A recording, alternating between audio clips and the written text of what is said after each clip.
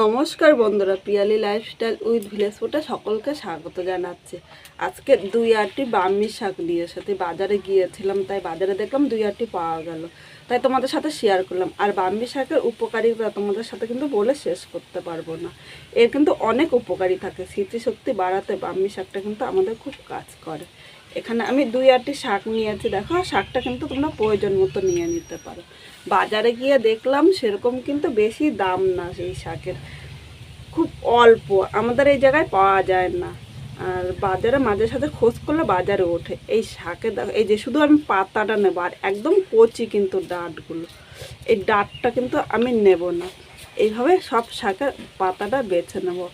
আগে যখন আমরা ছোট ছিলাম, মা ঠাকুমার কাছে শুনতাম যে এই শাক খাওয়া কিন্তু অনেক ভালো, স্মৃতিশক্তি বাড়াতে সাহায্য করে। শাক যারা তোমার কাঁচা মানে একটু রস করে খেতে পারো কাঁচা, তাদের কিন্তু আরও বেশি উপকার হয়। আর যারা কাঁচা রস করে খেতে পারবে না, তারা কিন্তু ভাজাও খেতে পারো। এই শাক কিন্তু অনেক উপকার, তোমরাও কিন্তু সেটা জানো। এইভাবে প্রথমে আমি আগে সব কটা পাতা বেছে নেবো। পাতাগুলো বাছতে একটু টাইম লাগে, কারণ একটা একটা করে পাতা নিচ্ছি। আর এরকম দেখো, এই যে কচি শুধু ডাঁটটা নিয়ে নিচ্ছি, একদম কচি। বন্ধুরা, এখানে সব পাতাগুলো বাছা হয়ে গিয়েছে। আর দেখো, এই যে এই কচি পাতাগুলো মানে কচি ডাগাগুলো আমি কিন্তু ফেলে দেবো না। এই কচি ডাগাগুলো আমি আর কালকে সকালবেলা থেতো করে রস করে দেবো। এর ডগা পাতা দুটোই কিন্তু খুব উপকারী। আর এর থেকে কিছু গোড়া, এই দেখো গোড়ার মধ্যে শিকড় রয়েছে, এই কিছু গোড়া আমি লাগিয়ে দেবো, তাহলে বাড়িতেই কিন্তু আমরা এই শাকটা পেয়ে যাব। এখন শাকটা পরিষ্কার জল দিয়ে 3-4 বার আমি ধুয়ে নেব। শাকটা ধুয়ে একটা সাজির মধ্যে নিয়ে নিলাম, তাহলে জলটা পুরো এর থেকে পড়ে যাবে। কড়াইটা বসিয়ে দিয়েছি, 1 চামচ ঘি নিয়েছি, ঘিটা কড়াইতে দিয়ে দিলাম। এই সময় উনানে আগুনটা কিন্তু মিডিয়াম টু লো দিতে হবে, খুব জোরে দিলে ঘিটা কিন্তু পুড়ে যেতে পারে। ঘিটা গরম হয়ে গিয়েছে, এবার এর মধ্যে আমি শাকটা নিয়ে নিলাম। তো স্বাদ অনুযায়ী লবণ দিলাম, সামান্য হলুদ নিয়ে নিলাম।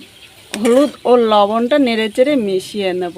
এই ব্রাহ্মী শাক যখন আমার মা রান্না করতো, তখন বলতো যে ঘি দিয়ে রান্না করলে এর গুণাগুণটা কিন্তু আরও বাড়ে।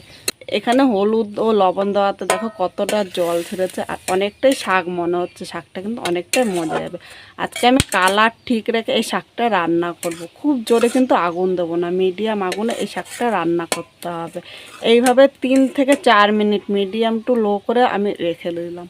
এখন কিন্তু ঢাকা দেবো না, ঢাকা দিলে এই শাকের কালারটা কিন্তু নষ্ট হয়ে যাবে।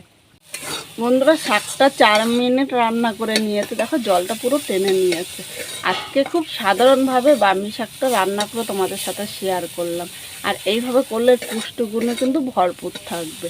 তোমরা যদি এইভাবে করো, তাহলে অবশ্যই খেয়ে কীরকম লাগলো কমেন্ট করে জানাতে ভুলো না। কিন্তু এইভাবে করলে বাচ্চারাও কিন্তু খুব পছন্দ করে। আমি তো মাঝে সাঝে করি, তাই আজকে ভাবলাম তোমাদের সাথে শেয়ার করি। শাকটা হয়ে গিয়েছে, এবার আমি নামিয়ে নেব। এরকম শাকটা করে গরম ভাতের সাথে কিন্তু দুর্দান্ত লাগে। বাড়ির ছোট বাচ্চাদের করে দেবেন, ওরাও কিন্তু খুব ভালোবেসে খেয়ে নেবে।